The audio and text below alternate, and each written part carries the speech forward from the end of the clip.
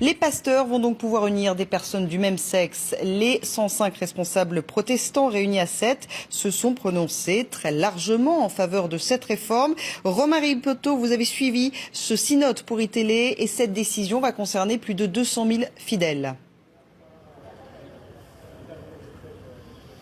Exactement, près de 250 000 fidèles, puisque cette communauté protestante, l'Église protestante unie de France, est la plus importante de France au sein des protestants. Alors le vote a été massif, près de 94% des 105 délégués se sont prononcés en faveur d'une bénédiction des couples de même sexe. Alors cela met un terme à près de 18 mois de débats et de réflexion, puisque tous les protestants ont pu participer à ce débat au niveau des paroisses dans un premier temps, puis ensuite au niveau régional et enfin maintenant depuis 4 jours maintenant au niveau national. C'est donc l'autorisation de la bénédiction pour les couples homosexuels qui a été votée ce matin aux alentours de 11h. Alors je vous rappelle juste, c'est une possibilité aux pasteurs qui est faite, ce n'est pas une obligation. Chaque pasteur et chaque paroisse devront décider s'ils acceptent ou pas de bénir ces unions homosexuelles. En tout cas, je vous propose de terminer avec une phrase, celle de Laurent Schlumberger, qui est le président du Conseil national de l'Église protestante unie de France. Pour notre Église aujourd'hui, c'est une belle journée.